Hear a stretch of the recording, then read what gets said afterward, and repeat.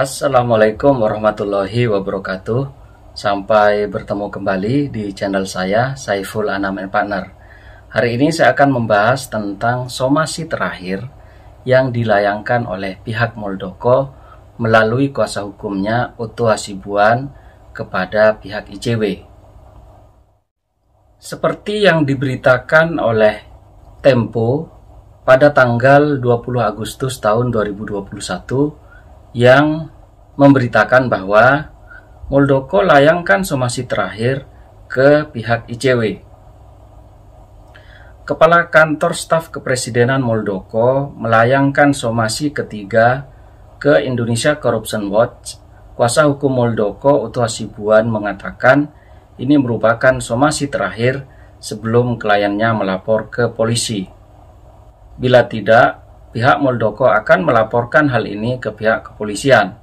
Jadi tegas perkara ini tidak akan berhenti, kata Otto dalam konferensi pers daring Jumat 20 Agustus 2021. Otto mengatakan sebelumnya sudah melayangkan 2 kali somasi tertulis. Dalam somasi itu ia meminta ICW dan penelitinya Egy Primayoga membuktikan dugaan bahwa kliennya mengeruk keuntungan dari peredaran obat COVID-19 ivermectin. Menurut Otto, ICW sudah menjawab kedua surat itu. Namun menurutnya, ICW tidak bisa membuktikan peran kliennya itu. Otto mengatakan telah berkomunikasi dengan mantan Panglima TNI ini.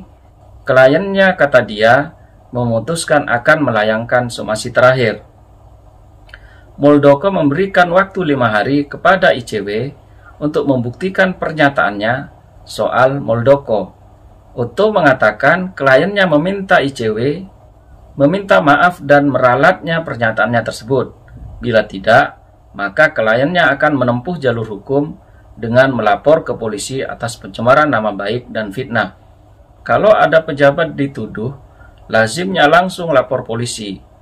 Tapi kami setelah berunding ke Pak Muldoko memberikan kesempatan terakhir untuk membuktikan tuduhannya tersebut, ujar Otto. Jadi menurut saya ini merupakan persoalan yang sangat menarik juga karena somasi atau peringatan yang dilayangkan tersebut itu berasal dari pejabat publik yang masih aktif kepada organisasi masyarakat yang berkaitan dengan Indonesian Corruption Watch atau yang disingkat ICW.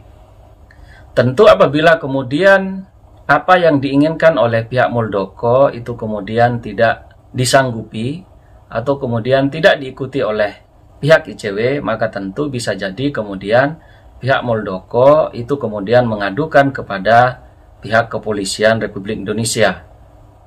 Saya kira target yang diharapkan dari pihak Muldoko itu adalah sangat-sangat jelas, yakni meminta kepada pihak ICW untuk mencabut dan meminta maaf kepada pihak Muldoko terkait dengan apa yang dituduhkan oleh pihak ICW, dalam hal ini oleh peneliti ICW yang bernama Egy Primayoga terkait dengan adanya dugaan keterlibatan bisnis ivermectin oleh pihak Muldoko.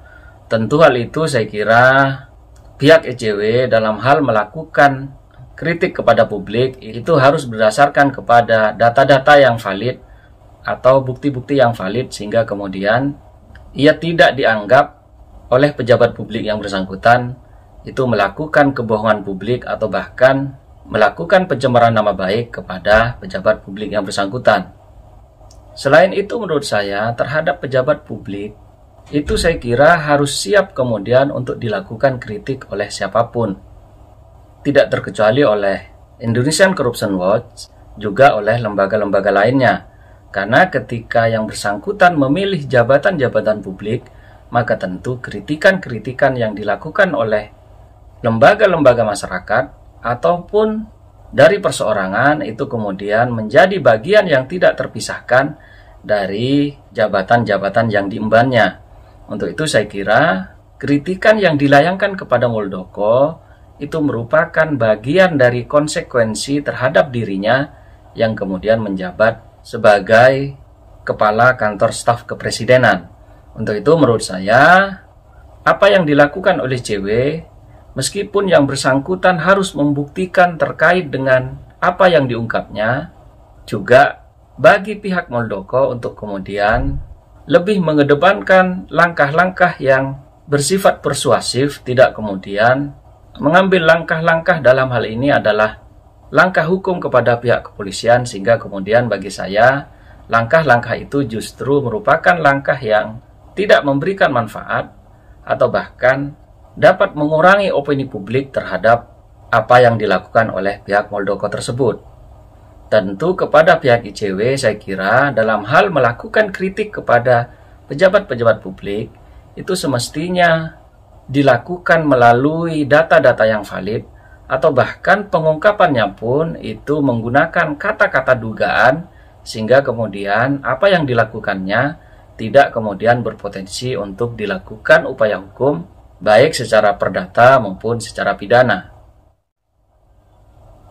Saya berharap kepada pihak Muldoko dan kepada pihak ICW untuk kemudian menyudahi ini semua, menyelesaikan ini semua dengan secara baik-baik, dengan secara kekeluargaan, sehingga kemudian di masa pandemi ini publik tidak diperlihatkan terkait dengan tontonan-tontonan yang semestinya tidak dilakukan, apalagi hal tersebut dipertontonkan oleh seorang pejabat publik atau bahkan oleh ICW yang saya kira mestinya memberikan pemahaman yang baik kepada publik, bukan kemudian memberikan hal-hal yang semestinya tidak dilakukan oleh yang bersangkutan. Tentunya harus berdasarkan kepada bukti-bukti yang valid, sehingga kemudian publik selalu diberikan informasi yang cerdas, apalagi kemudian publik sedang sulit dalam hal mengatasi atau menghadapi wabah COVID-19. Inilah beberapa hal yang dapat saya sampaikan. Semoga apa yang saya sampaikan dapat berguna untuk kita semua. Saya ucapkan terima kasih. Assalamualaikum warahmatullahi wabarakatuh.